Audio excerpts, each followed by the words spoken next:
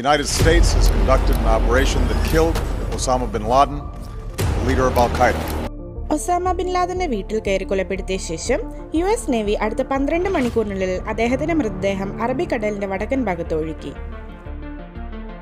എന്നാൽ ഇതെന്തിന്? കുടുംബത്തിലെ 17ാമത്തെ കുട്ടിയായ Osama bin Laden യഥാർത്ഥത്തിൽ സൗദി അറേബ്യയിൽ നിന്നുള്ള ഒരു മതകൊടീശ്വരനായ പിതാവിന്റെ മകനായിരുന്നു. ഇതൊക്കെയാണെങ്കിലും USA അദ്ദേഹത്തിന്റെ മൃതദേഹം ആരെയും എത്തിക്കാൻ അനുവദിക്കാതെ ആയിരക്കണക്കിനടി കടലിനടിയിൽ മനുഷ്യരിൽ നിന്നും വളരെ അകലെ കുഴിച്ചിട്ടു. ഒസാമ ബിൻ ലാദന്റെ മൃതദേഹം കടലിനടിയിൽ കുഴിച്ചിട്ടതിന് പിന്നിൽ 3 പ്രധാന കാരണങ്ങളുണ്ടായിരുന്നു.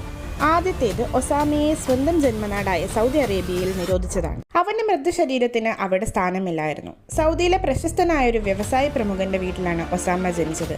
പിന്നെ എന്തിനാണ് വിലക്കിയത് എന്ന ചോദ്യമാണ് ഇപ്പോൾ ഉയരുന്നത്. ഒസാമയുടെ കുടുംബം വളരെ സമ്പന്നമായിരുന്നു. സൗദി രാജാവിന്റെ ഖജനാവ് കാലിയാകാൻ തുടങ്ങിയപ്പോൾ ബിൻ ലാദന്റെ കുടുംബം സ്വന്തം പോക്കറ്റിൽ നിന്ന് 6 മാസത്തെ ശമ്പളം നിരവധി സർക്കാർ ഉദ്യോഗസ്ഥർക്ക് അയച്ചു നൽകിയിരുന്നു. ഇപ്പോൾ ഈ കുടുംബം സമ്പന്നർ മാത്രമല്ല, വളരെ മതവിശ്വാസികളും ആയിരുന്നു. എല്ലാ വർഷവും ലോകമെമ്പാടുമുള്ള മുസ്ലിങ്ങൾ സൗദി അറേബ്യയിൽ ഹജ്ജ് നിർവഹിക്കാൻ വരുമ്പോൾ ഒസാമയുടെ പിതാവ് വലിയ ഇസ്ലാമിക പണ്ഡിതന്മാർക്കും വ്യക്തിപരമായി ആതിഥ്യം വഹിച്ചിരുന്നു. ഒസാമയും പലപ്പോഴും അവരെ കാണുകയും അവരുമായി ബന്ധം സ്ഥാപിക്കുകയും ചെയ്യും. ഇത്രയും മതവിശ്വാസിയായിട്ടും ഒസാമയെ എന്തിനാണ് വിലക്കിയത് എന്ന അതേ ചോദ്യം വീണ്ടും വരുന്നു. ഒസാമ ഒരു തീവ്ര മുസ്ലിമായി മാറിയെന്നും എന്നാൽ അതിന് പിന്നിൽ അവന്റെ കോളേജാണെന്നും ഒസാമയുടെ അമ്മ പറയുന്നു. ജിദ്ദ യൂണിവേഴ്സിറ്റിയിൽ public administration പഠിക്കുന്നതിനിടെയാണ് Osama Muslim Brotherhood എന്ന സംഘടനയിലെ ചില അംഗങ്ങളെ കണ്ടത്. ഇക്കൂട്ടർ ചേർന്ന് തന്റെ മകനെ ബ്രെയിൻ വാഷ് ചെയ്യുകയും മുസ്ലിം സുപ്രീം എന്ന പേരിൽ അവനെ സംഘടനയിൽ അംഗമാക്കുകയും ചെയ്തു എന്ന് അമ്മ പറയുന്നു. അപ്പോൾ ഒസാമയുടെ തീവ്രത കൂടുതൽ ആഴത്തിലാകാൻ തുടങ്ങി. അഫ്ഗാനിസ്ഥാനെ സഹായിക്കാൻ രഹസ്യയാത്രകൾ അദ്ദേഹം തുടങ്ങി. പഴയ ബന്ധങ്ങളുടെ സഹായത്തോടെ അവിടെ പ്രവർത്തിക്കുന്ന തീവ്ര ഗ്രൂപ്പുകളുമായി പുതിയ ബന്ധം സ്ഥാപിക്കാൻ കഴിഞ്ഞു. ഇതിനുശേഷം ഈ തീവ്രവാദികളുടെ സഹായത്തോടെ ഒസാമ തന്റെ രാജ്യത്ത് നിന്ന്, അതായത് സൗദിയിൽ നിന്നും സന്നദ്ധ പ്രവർത്തകരെ റിക്രൂട്ട് ചെയ്യാൻ തുടങ്ങി. അടുത്ത ശ്രദ്ധ ഫണ്ട് ശേഖരിക്കലായിരുന്നു. അത് വളരെ എളുപ്പമായിരുന്നു. കുടുംബസ്ഥിതി കണക്കിലെടുത്ത് ചുരുങ്ങിയ സമയത്തിനുള്ളിൽ അദ്ദേഹം പെഷവാറിൽ സ്വന്തമായി ഒരു താവളം സ്ഥാപിച്ചു. അവിടെ അദ്ദേഹം നേരിട്ട് സന്നദ്ധ പ്രവർത്തകരുടെ പരിശീലനം ആരംഭിച്ചു. എല്ലാ സന്നദ്ധ പ്രവർത്തകരുടെയും ഡാറ്റാബേസ് തയ്യാറാക്കലും അവിടെ നിന്ന് തന്നെ ആരംഭിച്ചു. അങ്ങനെയാണ് അൽ ഖായിദയുടെ തുടക്കം. അതേസമയം മിഡിൽ ഈസ്റ്റിൽ ഇറാഖിന്റെ പുതിയ നേതാവ് സദാം ഹുസൈൻ ഗൾഫിലെ ചില എണ്ണസമ്പന്ന രാജ്യങ്ങളിൽ തന്റെ വിപുലീകരണം ആരംഭിച്ചു. കുവൈത്തിന് ശേഷം സൗദി അറേബ്യയായിരുന്നു സദാമിന്റെ ലക്ഷ്യം. മക്കയെയും മദീനയെയും രക്ഷിക്കാൻ ഒസാമ സൗദി രാജാവിന് കത്തെഴുതുകയും ഇറാഖിനെതിരായ യുദ്ധത്തിൽ തന്റെ സന്നദ്ധ പ്രവർത്തകരെ അയക്കാൻ അനുവാദം ചോദിക്കുകയും ചെയ്തു. സൗദി അമേരിക്കക്കാരെ സഹായത്തിനായി വിളിച്ചതായി പെട്ടെന്ന് വാർത്ത വന്നപ്പോൾ ഒസാമ തന്റെ ആളുകളെ അണിനിരത്തുകയായിരുന്നു. ഇനി ഒസാമ വേഴ്സസ് അമേരിക്ക എന്ന ചർച്ച ഇവിടെ നിന്നും തുടങ്ങും. സൗദിയിൽ ഒരു തരത്തിലുമുള്ള പാശ്ചാത്യ സ്വാധീനവും ഉണ്ടാകരുതെന്നും ശുദ്ധമായ ഇസ്ലാമിക തത്വങ്ങളുടെ അടിത്തറ തന്റെ രാജ്യത്ത് സ്ഥാപിക്കണമെന്നും ആഗ്രഹിച്ചതിനാൽ ഒസാമ അമേരിക്കയുടെ സഹായം സ്വീകരിച്ചില്ല. ശത്രുക്കളുമായി യുദ്ധം ചെയ്യുന്നത് മുസ്ലിങ്ങളുടെ മതപരമായ കടമയായതിനാൽ എല്ലാവരും അഫ്ഗാനിസ്ഥാനിൽ പോയി പരിശീലനം നേടണമെന്ന് അദ്ദേഹം തന്റെ ബന്ധങ്ങൾ ഉപയോഗിച്ച് ഫത്വ പുറപ്പെടുവിച്ചു. ഈ മതപരമായ കാർഡ് വളരെ നന്നായി പ്രവർത്തിച്ചു. ഫത്വ നടപ്പിലാക്കിയ ഉടൻ തന്നെ 4000-ലധികം ആളുകൾ സൗദിയിൽ നിന്ന് അഫ്ഗാനിസ്ഥാനിലേക്ക് പോയി. ഇപ്പോൾ സൗദിക്ക് ഇതൊന്നും ഇഷ്ടമായില്ല. അതുകൊണ്ടാണ് ഒസാമയ്ക്ക് യാത്രാവിലക്ക് ഏർപ്പെടുത്തിയത്. എന്നാൽ വളരെ സമർത്ഥമായി ഒരിക്കൽ ഒരു ബിസിനസ് മീറ്റിംഗിന്റെ പേരിൽ പാകിസ്ഥാനിലേക്ക് പോകാനുള്ള വഴി കണ്ടെത്തിയ ഒസാമ അതിനുശേഷം അഫ്ഗാനിസ്ഥാനിലേക്ക് പോയി. സൗദി അറേബ്യയിലേക്ക് തിരിഞ്ഞു നോക്കിയില്ല. എന്നാൽ ഒസാമയെ കൊല്ലാൻ സൗദി പലതവണ ശ്രമിച്ചു. വാസ്തവത്തിൽ ചില റിപ്പോർട്ടുകൾ പ്രകാരം US ഒസാമയുടെ മൃതദേഹം സൗദിക്ക് വാഗ്ദാനം ചെയ്തെങ്കിലും മൃതദേഹം സ്വീകരിക്കാൻ സൗദി വിസമ്മതിച്ചു. ബിൻ ലാദന്റെ ഒരു അജ്ഞാത പിന്തുണ ശൃംഖല പാകിസ്ഥാൻ ഉണ്ടെന്ന് ഒബാമ നേരിട്ട് പറഞ്ഞു. കാലങ്ങൾ പിന്നിടുമ്പോൾ ബിൻ ലാദനെ വീരനായും രക്തസാക്ഷിയായും പരാമർശിക്കും. ഒരു തീവ്രവാദിയുടെ ആരാധനാലയം നിർമ്മിക്കാൻ അനുവദിക്കരുത്. സദ്ദാം ഹുസൈന്റെ മൃതദേഹത്തിൽ അമേരിക്ക ചെയ്ത തെറ്റ് അതായിരുന്നു. അതുകൊണ്ട് തന്നെ ഒസാമയുടെ ശരീരം എന്ത് ചെയ്യണമെന്ന് നേരത്തെ തന്നെ അവർ തീരുമാനിച്ചിരുന്നു. ആദ്യമേ തന്നെ ഒസാമയുടെ ശരീരം മിഷൻ അബോട്ടാബാദിൽ നിന്ന് അഫ്ഗാനിസ്ഥാനിലേക്ക് കൊണ്ടുപോയി. DNA തിരിച്ചറിയലിനായി ഏകദേശം 12 മണിക്കൂറിനുള്ളിൽ മൃതദേഹം അഫ്ഗാനിസ്ഥാനിൽ നിന്ന് നേരിട്ട് വിമാനവാഹിനി കപ്പലായ USS കോൾ വിൻസൺ ഡെക്കിലേക്ക് കൊണ്ടുപോയി. അത് പ്ലാൻ പ്രകാരം അറബിക്കടലിൽ പ്രവേശിച്ചു. മിഷൻ കമാൻഡർ ഒസാമയുടെ മൃതദേഹം വീണ്ടും പരിശോധിച്ചു. അതിനുശേഷം ഇസ്ലാമിക ആചാരങ്ങൾ ആരംഭിച്ചു.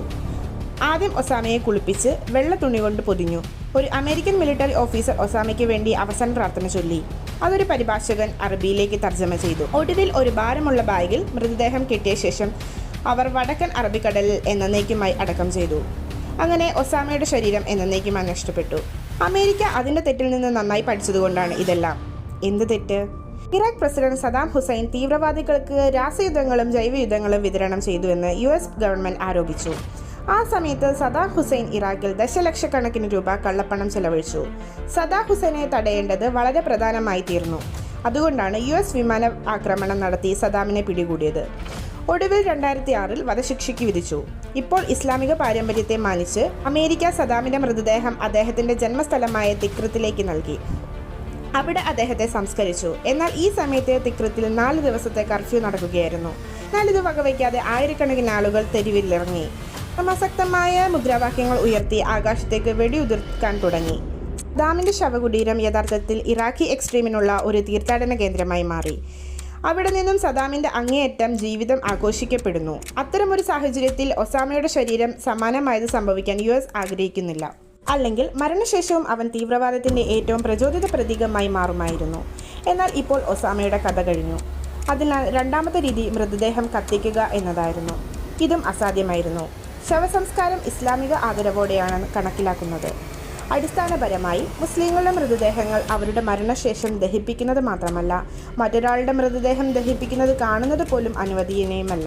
ആചാരങ്ങളെ സംബന്ധിച്ചിടത്തോളം ഇസ്ലാമിക ആചാരങ്ങളിൽ 4 ഘട്ടങ്ങളുണ്ടെന്നും മരണശേഷം ഉടനടി ശരീരത്തിനുള്ളിൽ ചെയ്യണമെന്നും UK ആസ്ഥാനമുള്ള മുസ്ലിം കൗൺസിൽ ചെയർപേഴ്സൺ ഇമാം ഡോക്ടർ അബ്ദുൽ ജലീൽ സാജിദ് പറയുന്നു. ആദ്യം ശരീരം കുളിപ്പിക്കണം. എന്നിട്ട് ഒരു വെള്ള തുണിയിൽ പൊതിഞ്ഞ് ഒരു പ്രാർത്ഥന ചൊല്ലിയ ശേഷം അത് മോചിപ്പിക്കണം. അതിൽ ശരീരത്തിന് തല മക്കയിലേക്ക് വെക്കണം. കടൽ യാത്രയ്ക്കിടെ ഒരു മുസ്ലിം മരിക്കുകയും 24 മണിക്കൂറിനുള്ളിൽ അവനെ കരയിലെത്തിക്കാൻ കഴിയാതെ വരികയും ചെയ്താൽ സീരിയൽ ഓർഗനൈസേഷൻ നടത്താം.